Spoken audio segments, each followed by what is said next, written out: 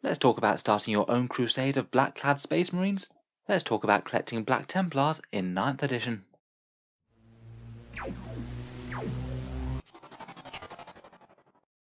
Hello and welcome back to Auspex Tactics, the strategy-focused 40k channel, where today we're talking about starting a Black Templar army from a standing start, something that I'm sure has tempted a fair few people over the previous few months, with their entire range getting a complete Primaris refresh, a new codex, new combat patrol box, and basically just really quite a lot of love and attention from Games Workshop. In the video we'll talk about why you might want to start collecting Black Templars, some thoughts as to planning an army, the first steps for things to get towards making it a reality, a few options with expanding your forces from there, and then one example of a Black Templar army list. Absolutely loads to talk about, so let's jump straight into it.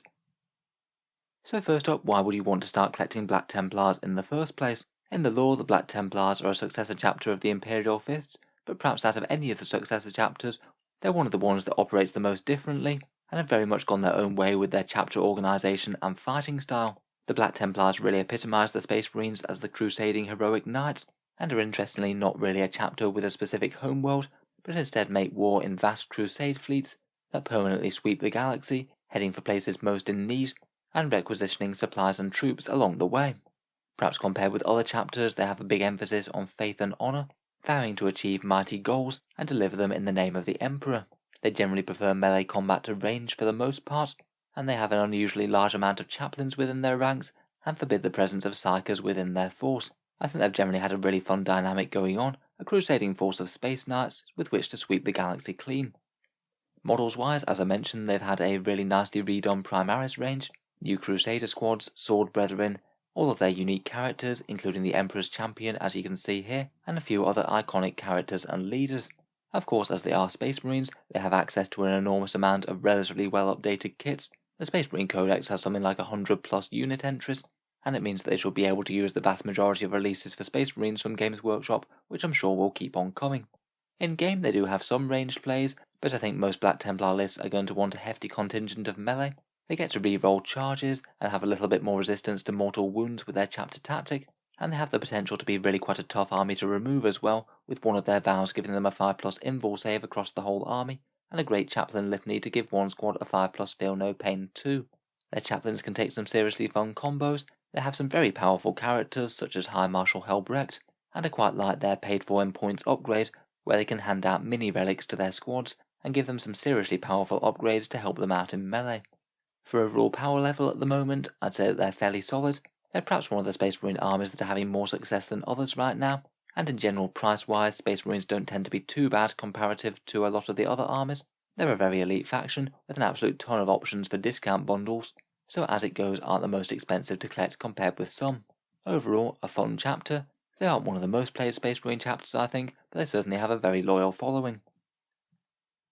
Moving on to planning an army, and one of the first things that you could think about doing is experimenting with some units and options, maybe planning some army lists of various sizes. There's a few different ways that you can do that. There are points cost in the Warhammer 40k app, and Warhapedia and Battlescribe are both excellent resources with finding out rules or points. You can always try out lists before you buy if you're into things like Tabletop Simulator, an unofficial virtual way of playing 40k, or using proxied models. There's a ton of content out there for the Space Marines. You could consider joining any Black Templars Discord servers, subreddits or Facebook groups, and they can be a good place for a new player to ask some advice, though of course the responses might be a bit variable. Here on YouTube there's a fair amount of good stuff as well. I have made a few Black Templar unit reviews and a review of their codex if you want to check any of those out, but there's plenty of other good creators out there. One that's really dedicated to the Black Templars is the Implausible Nature channel. They've got a fair amount of guides and interesting thoughts on collecting Black Templars in 9th. I'll leave a link to their channel down in the video description. In any case, there's absolutely loads of places that you can read around them. After that, a good idea might be to start out and plan a 500 point or 25 power level force just as a rough thing to aim towards. If you build up to that, then you can have a starter block to get your army going and get in some nice early games to have some fun. From there you could think about other things such as planning an initial 2000 point list. Consider any colour scheme variations that you might be going for. Generally the one here is the most accepted, but you can always do some different twists or even paint entirely differently if you want to. They are your models.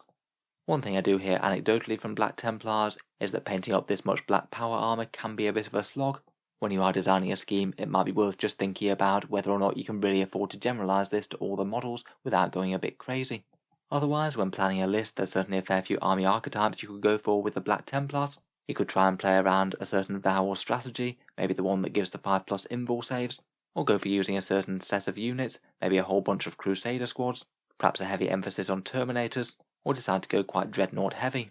I think in general you are usually going to want plenty of assault units, but they are most certainly a chapter that can make good use of a bit of fire support as well. It doesn't have to be all one way. So once you've got a rough idea of where you're heading, what could be some first steps for starting the army? Firstly, rules-wise, picking up the Codex isn't a bad idea. Unfortunately for Space Marines, the books are split up a bit. You have to get the core Space Marine Codex and then the additional supplement for Black Templars. It probably would be useful to have both of those at least fairly early on, as the supplement book has all of their most interesting unique stuff. But you basically do need the core Space Marine book to field a functioning army, so that is probably the higher priority out of the two if you are picking them up. Of course, the more exciting bit in my opinion are the models. I certainly wouldn't hold back from any particular miniature or sculpt that you're really inspired to collect and paint. In particular, the Crusader squads and the Sword Brethren I think are really quite nice new Primaris models, and some of the character sculpts are very, very nice indeed. Otherwise though, if you are looking to build up a collection on a budget, there are an absolute ton of options for the Black Templars, not least the 40k starter sets. Both the Assault Intercessors and Outriders from the Recruit or Elite edition could be quite nice for the Black Templars. Both of those boxes are fairly assault orientated, and are a seriously good discount if you can find someone to split the Necrons with. Another option could be this Black Templar Army box set that was a limited edition launch for the faction. This one was £125, $200 or €155, and it includes the Codex, some data cards, a Redemptor Dreadnought, 2 characters, an Emperor's Champion and a Castellan, and the new Crusader squad. It does mean that a few of the component parts might be a little bit cheaper on the second-hand market, and if you can find the box going cheap in any local retailers, it might not be the worst place to start either. Perhaps one of the most logical places to start right from Games Workshop though is this Black Templars Combat Patrol set. The Combat Patrols are £85, €110 or $140. It again gets you the Marshal and a Crusader squad miniature, alongside a squad of 5 Intercessors and an Impulsor and the Black Templars upgrade sprue that we'll take a look at in a second. Again, I feel that this is a fairly reasonable place to start. These Combat Patrol boxes do usually give you around about a 30% discount compared with Games Workshop's things sold separately, though it does kind of depend on whether you actually want the units or not. The Intercessors I think are still kind of useful to have another smaller troops choice for say holding down some objectives. At time of recording the Impulsor is maybe a little bit pricey for what it does, but of course rules can always change. Broadly though, I'd say it's a good box if you do want an Impulsor, maybe a bit less so if you don't. Otherwise, Space Marines are absolutely flowing with Combat Patrol boxes, so you basically have another 5 different options if you do want a bunch of kits at a discount. There's the Vanguard one that also has an Impulsor in it, plus a whole bunch of Phobos Marines and Eliminators. They're nice enough models and definitely usable within the army, but I must admit they don't fit quite as well with either the Black Templars aesthetic and perhaps their preferred battlefield tactics as well. There's the Death Watch one, which can get you a Primaris Apothecary, Lieutenant, Aggressors and Intercessors. I feel like this is perhaps one of the weaker ones. I feel that the Lieutenant in particular is very easy to kit bash a very similar look-alike. The Space Wolf one has an Invictor, Intercessors and Reavers. Again, can be good if you want some of those, but the character that it comes with is a little bit Space Wolfy. I do quite like the Dark Angels one to be honest. Intercessors, a Redemptor Dreadnought, Inceptors and a Chaplain. The Dreadnought's pretty solid, and having an extra Chaplain is rarely a bad thing for the Templars. They do really like their litanies. And finally there's the Blood Angels, which again has an Impulsor. I don't really think the unit mix is too bad, but you wouldn't be able to field the Librarian as is, as Black Templars forbid the Psychers. You might have to either resell him or do some resculpting to make him into a different character. Overall, out of all the discount boxes for starting Templars, my favourites are either the generic 40k starter set, the actual Black Templars Combat Patrol, or perhaps the Dark Angels one with the Chaplain. Before we talk about some other models, just to touch on the upgrade sprue briefly, it is quite a generous one compared with quite a lot of the other chapters. It's a little bit on the pricey side at £21, €25 or $35, though it is included in the Black Templar Combat Patrol, which I think is a bonus to that box. You get a fairly generous helping of shoulder pads for chapter symbols to customise things like Intercessors or Gravis Marines, a whole bunch of icons and things, different heads, some really quite fun ways to actually embody the relics in plastic, which isn't something that we've actually seen very often from Games Workshop, and even a few unique weapon options, the options to give your neophytes shotguns, or repulsors or gladiators an extra multi-melter. Certainly not mandatory, but I think it could be a fun way to add a little bit more character to the forces, particularly for the perhaps slightly more bland Primaris Marines that don't have as much of a Templar feel. Definitely not the only place that you could get upgrades though. I feel like I've seen a fair amount of 3D printed extra parts. Some people who've made some Maltese Cross add-ons for shoulder pads and things. That could be another way to get some chapter symbols on the cheap. Moving on to talk about expanding the army now, and as I usually try and touch on whenever I do talk about these start collecting type videos, generally I'd recommend expanding in small jumps, maybe a squad or two at a time, get those painted up and on the field, and then move on to the next thing. Unless you're very experienced, I probably wouldn't be buying an entire 2,000 point army all at once. It can get a bit overwhelming with the amount of work that needs doing to it. Plus, as you slowly grow and expand a collection, you might have different ideas as to where you want to go, as opposed to have to commit to all the things that you've already bought. I'd certainly consider non-Games Workshop places to buy miniatures. Plenty of places sell Warhammer miniatures at a discount, usually 10 to 20%ish. In the UK, there's one called Element Games, which I've got links down in the video description. They usually give 10 to 20% off Games Workshop's miniatures, and it is an affiliate link that helps support the channel as well. If you buy anything through them, a small amount goes to help support Auspex Tactics. It doesn't cost you any extra when you buy though. There are plenty of other alternatives available though. eBay and other second-hand places such as Facebook Marketplace or Reddit selling groups, they can also be very fruitful places for picking up deals. I feel in particular with all the Black Power armor going on, it's not going to be quite as obvious that you've painted over a paint job rather than paint stripping it, so that could be something to consider. Finally, I would also be aware that rules change but models stay the same.